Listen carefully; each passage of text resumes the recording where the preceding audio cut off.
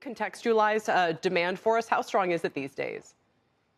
For our ETF, it's extremely strong. We've had tremendous inflows. I think we've had over $3.5 billion worth of net new inflows so far this year, which puts us sort of at the top end of the list in terms of the big ETF companies out there.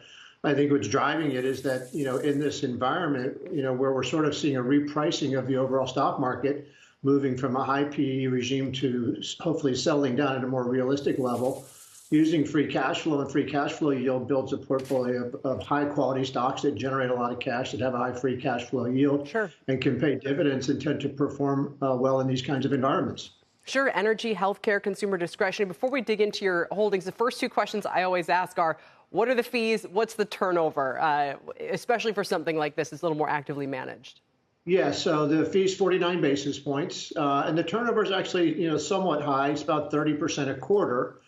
I think it was slightly more than that last quarter. But because it's inside of an ETF and because of the way ETFs are able to rebalance themselves, we're able to rebalance the portfolios without capital gains worries.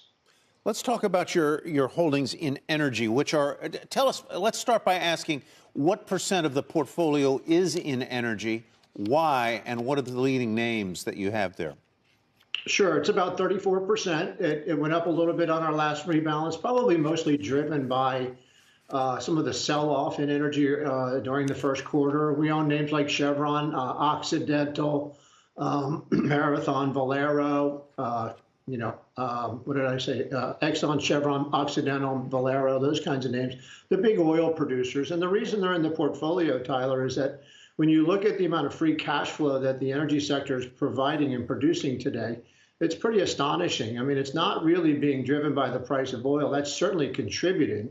But what's really contributing is this sort of change in attitude with regard to the management of these big energy companies. They're not taking every dollar that they generate and poking a hole in the ground, hoping to find more oil.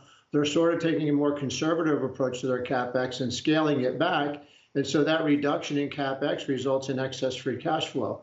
And so, in general, as a sector, energy trades cheap relative to the overall market. Our energy names trade in the single digits. They generate huge amounts of free cash flow, and they're buying back stock like it's going out of style, and they're increasing their dividends. As I look at your top 10 holdings, they are heavy on healthcare and energy, as I mentioned. But one company jumps in there, and I wonder why, and whether you're satisfied with it, and that is Zillow.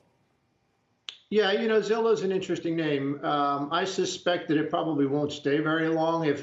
It will probably get dragged down by the, sort of the slowing of the overall real estate market. But I think their free cash flow increased fairly substantially in the run up in terms of housing prices. And, if things tend to reverse themselves, then I would suspect that they'll wind up rotating their way out. We rebalance the portfolio every 90 days. We don't really wed ourselves to any names. We're very formulaic, 100% rules based. So when we run our screen at the end of a quarter, what's supposed to be in the portfolio, the top 100 stocks, for example, out of the Russell 1000, wind up in the portfolio. And if you don't make the cut, you got to go.